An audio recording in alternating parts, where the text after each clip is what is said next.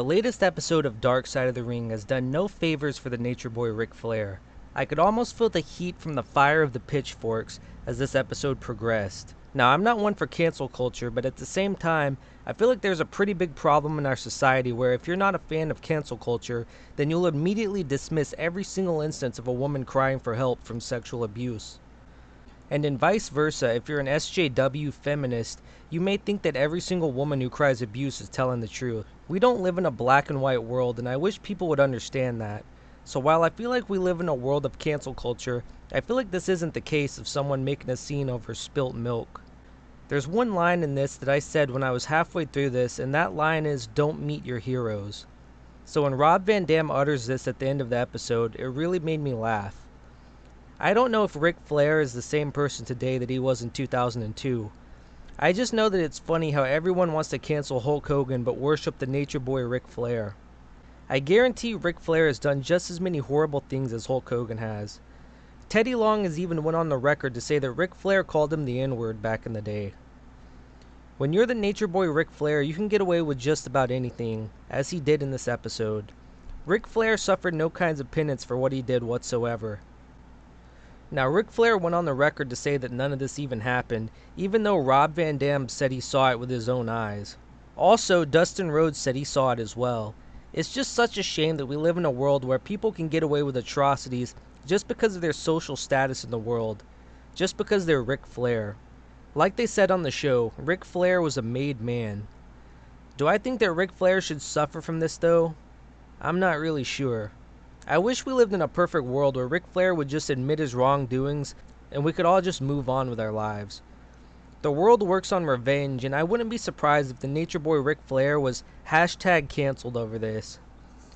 I just feel like, what can you do?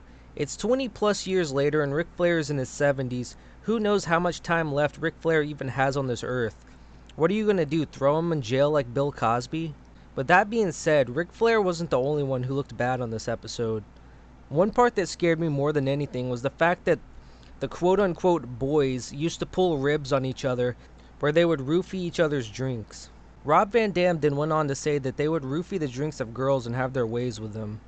This whole episode just painted a horrible picture on professional wrestling. You know this kind of thing happens in Hollywood all the time, but apparently this has been happening in wrestling even back in 2002. While this episode painted a bad picture, it did seem like this episode was out for blood at times, trying to cancel so many people. There was one moment where Goldust manager Terry Runnels said that Brock Lesnar flashed himself at her when he was in the locker room. Terry kept using the term no-sell it when she would discuss some of the things that she was witness to in wrestling. Everyone obviously has their own threshold when it comes to what makes them uncomfortable.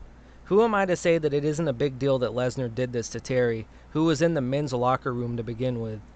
Either way, it seems like people who work in this business have to put up with a lot of BS one way or the other.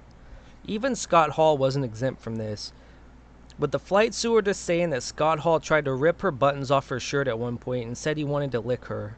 I feel like you should give Scott Hall a pass though. The man was so inebriated that they had to cart him out of the flight in a wheelchair. The man obviously had no idea where he was.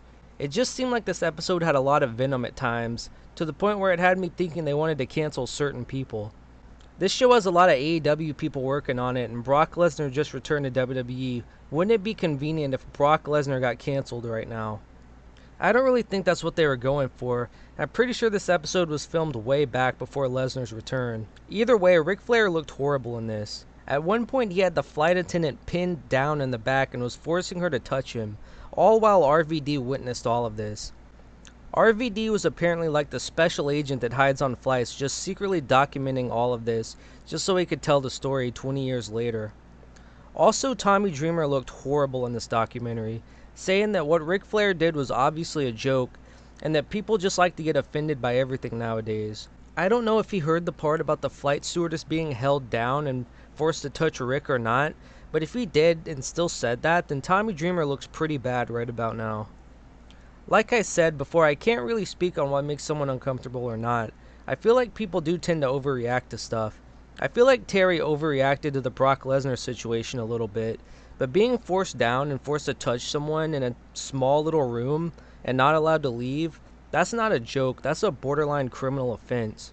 The flight stewardess did say that she didn't feel like Ric Flair was going to rape her, and she did take a settlement agreement to hush up about all of this. This is why Tommy Dreamer makes me so mad, because he criticized the stewardess for taking the settlement agreement. Do you really think that this woman would have stood any kind of chance going toe-to-toe against the WWE in some kind of lawsuit? There's no way she would have won. Like they said in the documentary, Ric Flair was a made man. He was completely untouchable. But I guess we'll have to wait and see if 20 years later if he's still untouchable or not, because like I said, I can feel the mob forming outside as we speak. How do you feel about this situation? Do you think Ric Flair should be punished for this? Or do you think enough time has passed to let bygones be bygones? Leave a comment and thank you for watching.